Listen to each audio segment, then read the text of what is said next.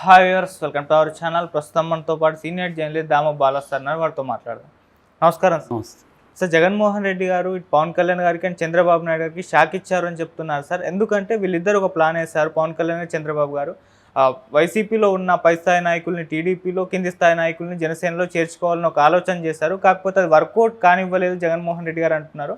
మరి ఎందుకు వీళ్ళిద్దరు ఫెయిల్ అయ్యారు? మరి జగన్మోహన్ రెడ్డి గారు వీళ్ళిద్దరిని ఎందుకు హ్యాండిల్ చేశారు, ఎవరిని కూడా వాళ్ళ పార్టీలో చేరనీయకుండా?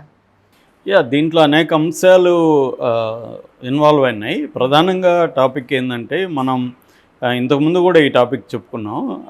ఇప్పుడు దానికి రివర్స్లో చెప్పుకుంటున్నాం. ఇంతకుముందు ఏం చెప్పుకున్నాం అంటే, చంద్రబాబు పవన్ కళ్యాణ్ కలిసి ఒక గేమ్ ప్లాన్ చేసుకున్నారు. ఆ గేమ్ ప్లాన్ ఏంటంటే, వైసీపీ అతి దారుణంగా ఓడిపోయి 11 సీట్లకే పరిమితం అయింది కాబట్టి వైసీపీలో ఉంచి అనేక మంది నాయకులు తెలుగుదేశంలో, జనసేనలో వచ్చే అవకాశం ఉంది. మనం కానీ ప్లాన్డ్గా చేయగలిగితే పై స్థాయి నాయకత్వాన్ని అంతా కూడా తెలుగుదేశంలో, కింది స్థాయి నాయకత్వాన్ని అంతా కూడా జనసేనలో కానీ చేర్చుకుంటే ఈ రెండు పార్టీలు కూడా స్ట్రెంగ్తన్ అవుతాయి, వైసీపీ వీక్ అవుతుంది. సో 2029కి వచ్చేసరికి వైసీపీ అనేది బాగా వీక్ అయిపోతే మనం సునాయాసంగా మళ్ళీ గెలవచ్చు. ఎందుకంటే పైనుంచి కింది స్థాయిలో గ్రామ స్థాయికి వచ్చేసరికి మన బలం పెరిగిపోతుంది, వైసీపీ వీక్ అయిపోతుంది. అప్పుడు వైసీపీ మనతో కొట్లాడలేదు. అది గేమ్ ప్లాన్. ఇది వినడానికి చాలా బాగుంది, ప్లాన్ అంతా చాలా బాగుంది. కానీ ఆచరణలోకి వచ్చేసరికి ఇది ఫెయిల్ అయింది. ఫెయిల్ అవ్వడానికి కారణాలు ఏంటి అనేది ఇప్పుడు మనం చూస్తే, ఫెయిల్ అవ్వడానికి కారణాలు ఒకటి Jagan game plan, reverse game plan. Jagan ఏం చేశాడు, ఫస్ట్ డే కన్నీళ్ళు పెట్టుకున్నాడు వచ్చి ఓడిపోగానే.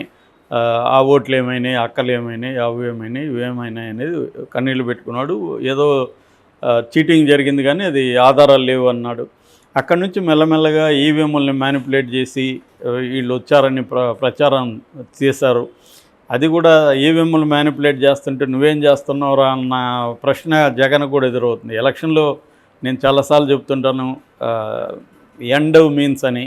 మన లక్ష్యాన్ని చేరుకోవడానికి ఏ మార్గమైనా ఒకటి అనేది ఇప్పుడు అందరూ నమ్ముతున్నారు. అలాగే ఈవీఎంని మ్యానిపులేట్ చేసే అవకాశం ఉంటే చంద్రబాబు ఎందుకు చేయకూడదు అన్న ప్రశ్న ఇప్పుడు వస్తుంది. అంటే చంద్రబాబుకి ఏమన్నా, ఆయనకు ఒకటికే మోరల్స్ ఉండాలా, మీకు వద్దా? మీరు కూడా మీ వల్ల అయితే మీరు కూడా చేసేవాళ్ళే కదా, మీ వల్ల కాలేదు, ఆయన వల్ల అయింది చేశాడు అనేది జనంలోకి వెళ్తుంది. నీ బలహీనతగా చూస్తారు తప్ప అదేదో చంద్రబాబు చీట్ చేశాడని ఇప్పుడు ఎవరు అనుకోవట్లే. చంద్రబాబు మొనగడరా చేయగలిగాడు, ఆయన తెలివితేటలు సూపరు అనుకునేదే ఇవాళ ఉన్న ప్రపంచం. ఇవాళ ఏంటంటే, నువ్వు ఎలా సంపాదించావు అనవసరం. నీకు బ్రహ్మాండమైన కారు, బంగ్లా వ్యవహారాలు ఉంటే ఇది ఎలా సంపాదించాడు అనేది పక్కన వాళ్ళకి అనవసరం. నువ్వు ఒక ఐడియల్ ఫిగర్ లాగా కనిపిస్తావు, నువ్వు ఒక పవర్ఫుల్ ఫిగర్ లాగా జనాలకు కనిపిస్తావు. ఇవి ఉన్నాయా లేదనేది చూస్తారు తప్ప ఎలా వచ్చాయనేది ఇవాళ ఇవిడు పట్టించుకోడు. అలాగా చంద్రబాబు పవన్ ఎలా అధికారంలోకి వచ్చారనేది ఇవాళ అనవసరం. వచ్చారా లేదా, నువ్వు ఎందుకు రాలేకపోయావు, ఇదే ప్రశ్న ఉంది. దీన్ని జగన్ ఇమీడియట్గానే అర్థం చేసుకున్నాడు. ఎందుకంటే తనకి ఆ కైండ్ ఆఫ్ బ్యాక్గ్రౌండ్ ఉంది, ఆ కైండ్ ఆఫ్ మైండ్ సెట్ ఉంది. రెండోది, పాజిటివ్గా ఆలోచించినప్పుడు జగన్కి 11 సీట్లు వచ్చి ఉండొచ్చు, కానీ 40% ఓట్లు వచ్చాయి. 40% ఓటర్లు జగన్ వైపు ఉన్నట్టే కదా, ఇంత వ్యతిరేకతలు కూడా. సో దీన్ని మనం సీట్లుగా ఎలా కన్వర్ట్ చేసుకోవడంలో మనం ఫెయిల్ అయినాము. దీనికి ఎక్కడెక్కడ ఫెయిల్ అయినాము అనేది జగన్ కూడా, ఎవరైనా కూడా ఆనెస్ట్గా రివ్యూ చేసుకొని ఆనెస్ట్గా కారణాలను అన్వేషించకపోతే మళ్ళీ వాళ్ళు అధికారంలోకి రాలేరు. సో జగన్కి కూడా అధికార వ్యామోహం ఉంది, అధికారంలో కూర్చోవాలని ఉంది, తను శాశ్వతంగా ప్రజల ఇళ్లల్లో, హృదయాల్లో నిలిచిపోవాలని ఉంది. అందుకనే ఆయన రాళ్ల మీద కూడా తన ఫోటో, చివరికి డెత్ సర్టిఫికేట్ మీద కూడా తన ఫోటో వేసే స్థాయికి వెళ్ళాడంటే అతనికి ఆ పిచ్చుంది, ప్రజల్లో శాశ్వతంగా నిలిచిపోవాలని. కాకపోతే అది ఎలాగా అనే దగ్గర రాంగ్ స్టెప్స్ చాలా వేశాడు. సో అందుకని జగన్ కూడా అన్నీ చూసుకున్నాడు. ఇమీడియట్గా ఎక్కడెక్కడ లోపాలంటే, ప్రధానంగా కార్యకర్తలను మనం పట్టించుకోలేదు, నాయకత్వాన్ని పట్టించుకోలేదు అనేది అర్థమైంది. దాని మీద ఫోకస్ చేయడం మొదలుపెట్టాడు. అందుకని పులివెందులకు 3 సార్లు వెళ్ళాడు. వినుకొండలో ఒక సాధారణ కార్యకర్తని చంపేస్తే అక్కడికి వెళ్ళాడు. మన నంద్యాల వెళ్ళాడు, నెల్లూరు వెళ్ళాడు. ఇలాగా అతను నేను ఉన్నాను, నేను ఎక్కడికి పారిపోను, నేను నిలబడతాను అని చెప్పాడు. ఢిల్లీ స్థాయిలో పెద్ద ఎత్తున ఇప్పటివరకు జగన్ ఎప్పుడూ కూడా ఈ స్థాయిలో చేయలేదు. ఢిల్లీ స్థాయిలో నేషనల్ పార్టీలు 8 మందిని ఆర్గనైజ్ చేయగలిగాడు, అక్కడ పోయి ధర్నా చేయగలిగాడు. ఈ అటాక్ అగ్రెసివ్ మోడ్లోకి వచ్చేసాడు. అంటే డిఫెన్స్ మోడ్లో నుంచి అఫెన్సివ్ మోడ్లోకి జగన్ వచ్చేసాడు. నేను చాలాసార్లు చెప్తుంటా, జగన్ పరిశీలిస్తే మనం జగన్ది ఎప్పుడు కూడా డిఫెన్సివ్ ప్లే కాదు. చాలామంది క్రికెట్లో చూస్తే డిఫెన్స్ ఆట ఆడతారు, అఫెన్సివ్ ఆట ఆడతారు. ఈ డిఫెన్స్ అనేది జగన్ది కాదు. చంద్రబాబు డిఫెన్స్ ఆడగలడు, అఫెన్స్ ఆడగలడు. జగన్ ఎక్కువ డిఫెన్స్ ఆడడు, జగన్ది ఎక్కువ అఫెన్సివ్ పాలిటిక్సే. అది దెబ్బ కూడా కొట్టింది, అదే అతనికి పిచ్చింగ్ కూడా అయింది. 2014లో అదే పిచ్చింగ్ అయింది, 2019లో, 2024లో అదే నెగిటివ్ అయింది. అగ్రెసివ్ అనేది అరాచకత్వం స్థాయికి వెళ్ళిపోవడంతో దాన్ని జనాలు కూడా ఆమోదించలేకపోయారు. సో ఇప్పుడు జగన్ ఏం చేశాడంటే ఎక్కడ తన మైనస్ దాన్ని ఎట్లా పాజిటివ్గా చేయాలి అనే దగ్గరికి వెళ్ళిపోయాడు. రెండవది ఏంటంటే ఇప్పటికిప్పుడు వైసీపీ నుంచి తెలుగుదేశం జనసేనలకు పోయినా వాళ్ళకి ఏముంటుంది, లాభం ఏముంటుంది? ఎప్పుడు పార్టీలు మారుతారు? రెండు కారణాలతో పార్టీ మారుతారు. ఒకటి, నేను చాలాసార్లు చెప్పినట్టే క్యారెట్ అండ్ స్టిక్ పాలసీ. ఒకటి ఏంటంటే నీకు పార్టీలోకి వస్తే ఏమి ఇస్తాం, నీకు డబ్బులు ఇస్తామా లేకపోతే పదవులు ఇస్తామా అనేది వాళ్ళకి ఇస్తే కానీ ఎవరు రారు. అవేవి ఇప్పుడు ఇచ్చే పరిస్థితిలో ఉన్నారా తెలుగుదేశం జనసేన వాళ్ళు? ఇచ్చే పరిస్థితిలో లేరు. ఎందుకు లేరు? ఆల్రెడీ వీళ్ళకే గుంపు ఎక్కువైంది, పదవులు తక్కువ ఉన్నాయి, 3 పార్టీలు పంచుకోవాలి, 3 పార్టీల్లో కూడా ఆశాహోలు ఎక్కువ ఉన్నారు, 5 ఏళ్ళుగా అధికారం లేదు. కాబట్టి ఇప్పుడు కొత్తగా వచ్చే వాళ్ళకి వీళ్ళు ఏం ఆఫర్ ఇస్తారు? డబ్బులు ఇవ్వాలి. డబ్బులు ఇవ్వడానికి వీళ్ళకి ఏం అవసరం? డబ్బులు ఇచ్చి వీళ్ళని ఎందుకు చేర్చుకోవాలి అని ఆలోచిస్తారు. ఆ డబ్బులు కూడా చంద్రబాబు ఇన్వెస్ట్ చేస్తాడా? చేయడు. ఇంకెవరు చేయాలి? పవన్ కళ్యాణ్ ఎలాగో చేయడు, ఆయన డబ్బులు ఖర్చు పెట్టే పని చేయడు. కాబట్టి ఇంకెవరు చేయాలి? ఇవేవి లేకుండా ఎందుకు వస్తారు? రెండో మెథడు స్టిక్ అంటే వాళ్ళని ప్రెజర్ ఉపయోగించడం, వాళ్ళ మీద దౌర్జన్యాలు చేయడం, వాళ్ళని ఆర్థికంగా వాళ్ళని వీక్ చేయడం, ఇవన్నీ చేయాలి. ఇవన్నీ చేస్తేమో జగన్ దాన్ని గట్టిగా ఎదుర్కొంటున్నాడు.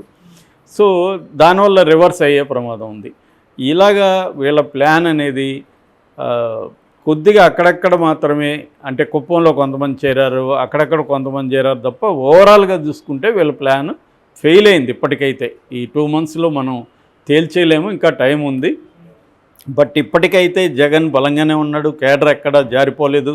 నాయకులు కూడా కేసులను ఎదుర్కోవడానికి ప్రిపేర్ అవుతున్నారు, కొడుకులను అరెస్ట్ చేసినా నిలబడుతున్నారు. ఇప్పటి వరకు అయితే బలంగానే ఉన్నారు. ఇంకొకటి ఏం జరుగుతుందంటే జగన్కి బలం ఎలా పెరుగుతుందంటే వీళ్ళ వల్లే. తెలుగుదేశం ఏం చేసింది, చంద్రబాబు కానీ, లోకేష్ కానీ, పవన్ కళ్యాణ్ కానీ తమ కేడరు జగన్ కేడర్ మీద దాడులు చేస్తుంటే వీళ్ళు కంట్రోల్ చేయట్లేదు. దీనివల్ల వీళ్ళకి జరిగే నష్టం ఏంటంటే ఆ కేడర్ అంతా జగన్ వైపు నిలబడుతున్నారు. ఎప్పుడైనా ఒకరిని కొట్టేసి మనం సక్సెస్ అయ్యాను అనుకోవచ్చు, టెంపరీగానే ఉంటుంది. ఆ దెబ్బలు తిన్నోడు గమ్మునున్నాడు కదా, వాడు వెళ్ళి తనకి ఎవరు ప్రొటెక్షన్ ఇస్తే వాళ్ళ వైపు చేరుతాడు, వాడు వెయిట్ చేస్తుంటాడు మళ్ళీ నేను దెబ్బ కొట్టడానికి. కాబట్టి గెలుపు అనేది పైకి కనిపించే గెలుపే కాదు, ఓటమి అనేది పైకి కనిపించే ఓటమే కాదు. కాబట్టి ఈ కాంటెక్స్లో ఏమైందంటే ఎప్పుడైతే ఈ దాడులు ప్రతి చోట పెద్ద ఎత్తున దాడులు పెరిగాయి, ఈ పెరిగిన దాడుల వల్ల ఏమైనారంటే ఆ గాయపడిన కేడరు, వాళ్ళ బంధువులు, వాళ్ళ ఊర్లో వాళ్ళందరూ జగన్ చుట్టూ ర్యాలయ్యారు. అందుకని మనం గమనిస్తే జగన్ ఏ ఊరికి పోయినా పెద్ద ఎత్తున జనం ఎందుకు వచ్చారు? అంత 11 సీట్లకు పరిమితమైన జగన్కి జనం రాకూడదు కదా, కానీ ఎందుకు పెద్ద ఎత్తున జగన్కి వచ్చారంటే తెలుగుదేశం వాళ్ళ తప్పిదమే. తెలుగుదేశం వాళ్ళు వెయిట్ చేయాలి అవకాశాల కోసం, దాన్ని ఎట్లా డీల్ చేయాలనేది లేకుండా విచ్చలవిడిగా దాడులు చేయడం, మనకు బలం ఉంది, పోలీసులు మన వైపు ఉన్నారనే యాంగిల్ నుంచి మాత్రమే వీళ్ళు చేసుకున్నారు. అది రివర్స్ కొట్టింది చంద్రబాబు. ఓకే. సో చంద్రబాబు కానీ పవన్ కళ్యాణ్ కానీ దీన్ని కంట్రోల్ చేయడానికి ట్రై చేయట్లా, చెయ్యొద్దని చెప్తున్నారు, అంతవరకు బాగానే ఉంది.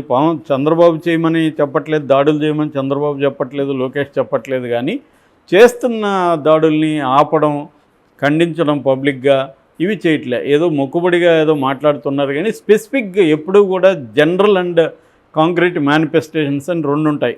ఇప్పుడు జనరల్గా నేను ప్రజాస్వామికవాది, నేను స్త్రీల పక్షపాతి, ఇలాగంతా నేను ఎన్ని కబుర్లు అని చెప్పొచ్చు. కానీ పర్టికులర్ కాంటెక్స్ట్లో ఒక స్త్రీ మీద దాడి జరిగినప్పుడు నేను ఆ కాంటెక్స్లో నిలబడుతున్నానా, ఒక ప్రజాస్వామ్యం మీద దాడి జరిగినప్పుడు నేను ఆ కాంటెక్స్లో నిలబడుతున్నాను అనేది ఇంపార్టెంట్. అలాగే పవన్ కళ్యాణ్ జనరల్ ఉపన్యాసాలు బ్రహ్మాండంగా ఇస్తాడు, కొటేషన్లు చెప్తాడు, అన్నీ చెప్తాడు. కానీ స్పెసిఫిక్ సంఘటనలు 10 జరిగితే 10లో ఒకదాని సంఘటన కూడా ఇతను రియాక్ట్ అవ్వలేదు. అదే జగన్ ఉంటే ఎక్కడంటే అక్కడ రియాక్ట్ అయిపోయాడు, వెళ్ళేవాడు, కారు మీద బాయినెట్ మీద కూర్చునేవాడు.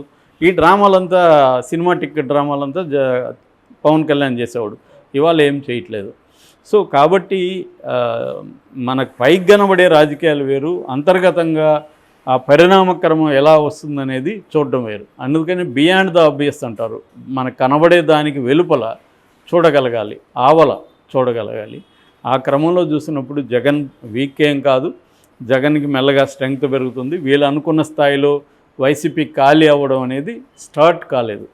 సో అందుకని విశాఖ లేటెస్ట్ ఎగ్జాంపుల్. ఎమ్మెల్సీ దాదాపు 600 మంది పైన వైసీపీకి బలం ఉంటే అందులో కనీసం సగం మందిని కూడా లాక్కోలేకపోయారు, కనీసం ఒక 100 మందిని లాక్కోలేకపోయారు.